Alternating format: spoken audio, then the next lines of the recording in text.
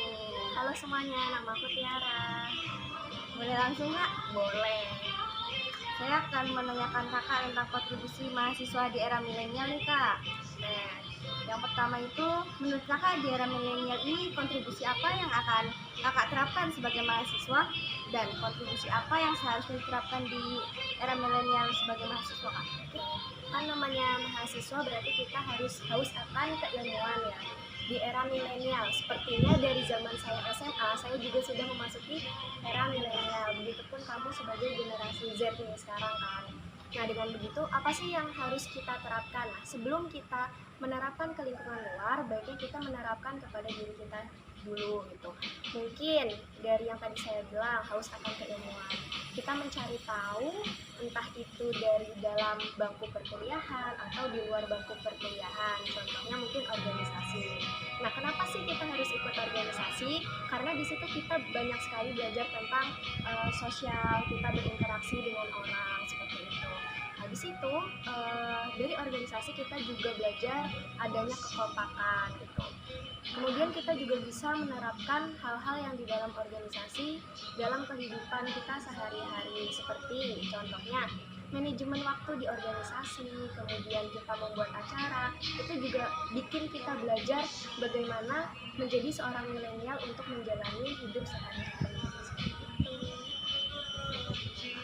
Selanjutnya ya kak, selanjutnya mahasiswa seperti apa yang seharusnya atau patut diikuti sehingga dapat diteladani oleh mahasiswa milenial saat ini kak? Sebagai mahasiswa tentunya kita dituntut untuk menjadi agent of change, benar nggak?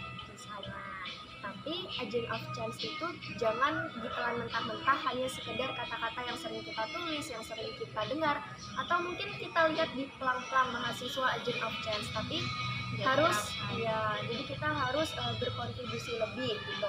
Intinya kita harus kerja nyata, kemudian kita harus membedakan mana tanggung jawab dan mana kewajiban ataupun tugas sebagai mahasiswa.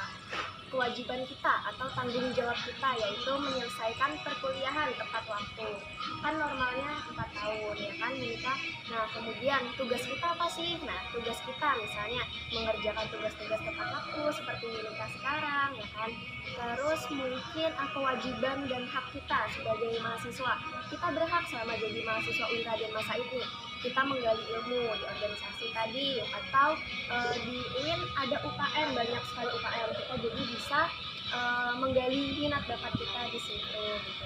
Jadi kalau misalnya bertanya mahasiswa yang bagaimana sih yang patut untuk diteladani ya? Ya mahasiswa yang tidak hanya berdiam diri kemudian hanya mementingkan dirinya sendiri. Jadi sebaik-baiknya orang kan yang bermanfaat bagi orang lain. Jadi juga menyebarkan ilmu, kemudian pengetahuan kita, terus sharing-sharing juga. Selanjutnya ya kak, bagaimana langkah yang tepat bagi mahasiswa aktif yang ingin tetap berkontribusi di dalam kampus maupun di luar kampus, tetapi mereka tetap ingin fokus dengan pendidikannya serta dapat meraih banyak prestasi seperti Kak Tiara. Wah, nih kontribusi tapi terkendala sama niat kita. Terus kita lebih mementingkan akademik gitu ya. Nah, di sini kalau kita ingin mengikuti suatu kegiatan di luar bangku perkuliahan, yang pertama kita itu harus menguatkan minat kita.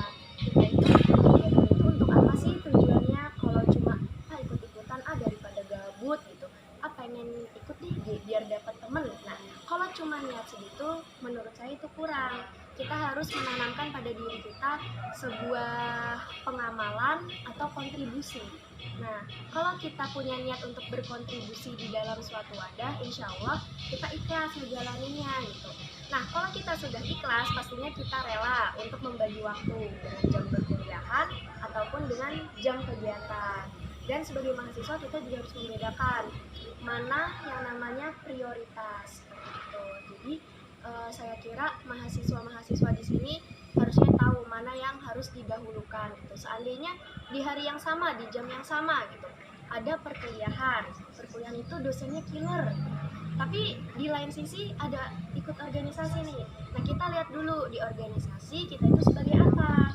Seandainya hanya staf biasa, bisa dihandle orang lain, bisa diwakilkan ya. Iya betul, jadi kita ikut kuliah dulu deh. menyusul. Betul. Jangan sampai meninggalkan kewajiban kita di organisasi. Jadi semuanya aman.